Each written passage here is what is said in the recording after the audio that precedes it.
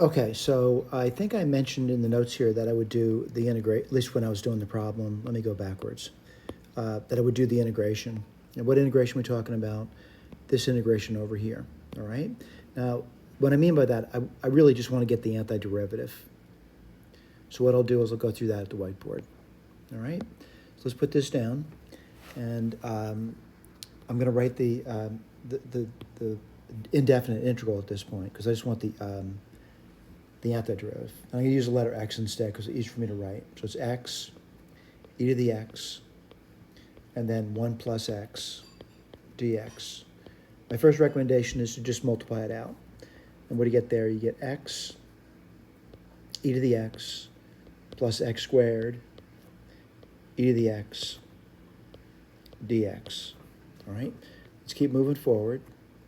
X times e to the x dx plus x squared times e to the x dx. It certainly lends itself to integration by parts. Let's just do the first integral, and I'll write down u over here.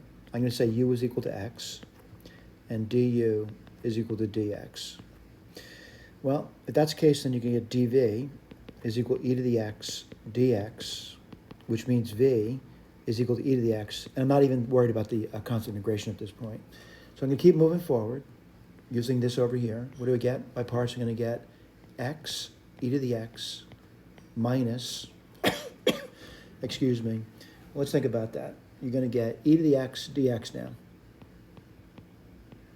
Well, it looks relatively simple, and that's going to be equal to x e to the x minus e to the x. And again, there's some constant integration.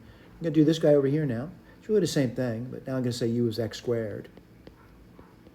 And then I'm going to say du is 2x dx. And then e to the x dx is equal to dv, which means, let me go backwards, which means e to the x is equal to v. And again, I'm not worried about the constant integration over here. So let's just follow along. We're just doing this over here now. And this is going to be plus, let's see, oops, made another mistake. I'm using integration by parts. It's going to be x squared, e to the x, and then minus. Minus what? Let's take a look at that. It's going to be minus 2 x e to the x dx. And let's keep moving. What do you get over here? X squared e to the x minus 2. Now, I just did this one over here. There's no need to do it again. I already did that. That's this thing. Whoops, I'm sorry about that. That's this thing right over here. Let's write that down. You're going to get x e to the x minus e to the x. And again, right now, since I removed the integration symbol, if you want, you could put a constant down. All right, I got to simplify this, though.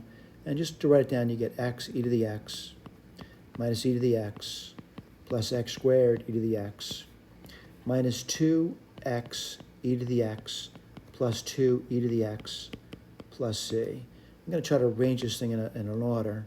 And I'm going to say x squared e to the x. That's right here. Let's see. Let's do this over here and this over here. That's minus one of those things now. And then I get this, and that would be plus one of those things. And again, a constant integration over here. I'm going to factor that. And what do I factor out? E to the x. And we're left off with x squared minus x plus 1 plus c. And this is a general antiderivative. Now, of course, when I'm doing the definite integral, I just put this down. But that's the whole point of doing that integration by parts, is to get this over here, which is e to the x times the quantity x squared minus x plus 1. Just going back to the notes, I want to point out where that's written. It's written right over here. And again, our goal was to get there. And again, the tough part of this problem for me was just evaluating this thing and figuring it out. But we were able to do that using paper and pencil.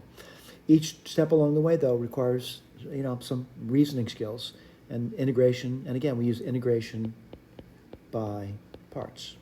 Thank you.